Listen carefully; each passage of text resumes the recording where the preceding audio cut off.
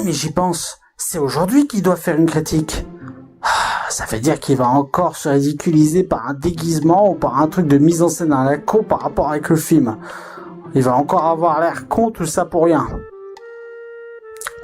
Bon, quitte à ce que ça se passe comme ça, autant que je m'y mette aussi, comme ça il sera moins ridicule. Allez, j'y vais. Je suis la terrible momie.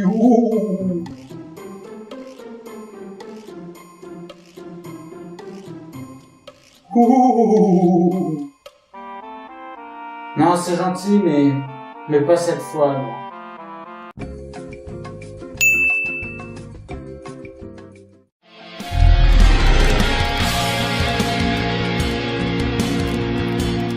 La Momie, film d'Alex Kurtzman, est scénarisé par John Spitz et Christopher McQuarrie, avec Tom Cruise, Sofia Boutella, Annabelle Wallis et Russell Crowe. Du temps des croisades, un groupe de chevaliers découvre une dague avec une pierre et décide de récupérer la pierre pour eux. Et ils sont découverts à Londres de nos jours par un chantier ferroviaire.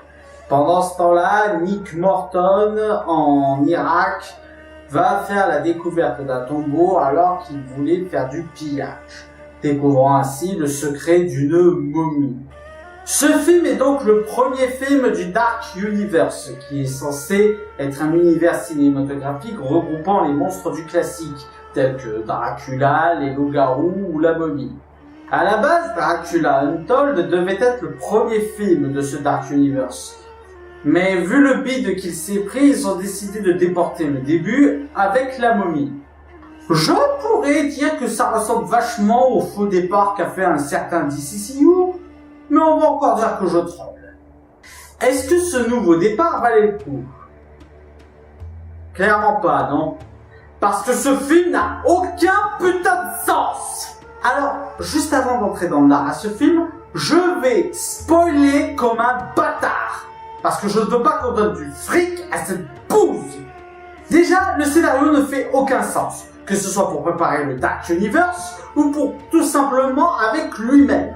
Pour nous introduire au Dark Universe, on nous parle d'une organisation qui combat les monstres depuis des siècles. Et qu'est-ce qu'ils font face au problème de la momie? Oui, nous sommes une organisation secrète qui opère depuis des années pour combattre le mal. Et qu'est-ce que vous allez faire pour m'aider? Vous butez. C'est d'autant plus débile que l'héroïne principale du film propose une meilleure solution 2 minutes plus tard. Et quant à la logique même du film, il y a de très mauvaises gestions d'éléments comme la possession par secte ou même la dague. Quand la momie rassemble tous les éléments qu'il lui faut, elle a 3 tonnes d'occasions pour repoigner Tom Cruise et accomplir son but. Mais elle ne le fait pas. Elle veut absolument que Tom Cruise se soumette à elle. Pourquoi? Et d'ailleurs, pourquoi Tom n'est pas soumis à elle d'office? Elle est censée contrôler sa volonté. De toute façon, l'exposition dans son ensemble ne va pas dans ce film. Ce film se sent obligé de tout nous dire, mais sans jamais rien nous montrer. Comme le personnage d'Annabelle Wallis, qui franchement est introduit à la piste dans ce film. La première chose qu'on sait d'elle et qui nous sert à introduire le personnage, c'est qu'elle a couché avec Tom Cruise. Non mais c'est littéralement ça, c'est-à-dire que elle arrive comme ça et elle dit oui, nous avons couché 3 jours plus tôt. Comme ça. En fait, c'est pas seulement elle, toutes les relations entre les personnages ne marchent pas. C'est comme la relation qu'a Tom Cruise avec le comic relief, qui franchement est plus qu'insupportable. L'humour du film ne marche pas en fait, en règle générale. Ou même la momie, avec quoi on ne sait pas situer vraiment la relation. Enfin, je ne sais pas si c'est à cause du script ou c'est à cause du fait que les acteurs jouent comme des pieds.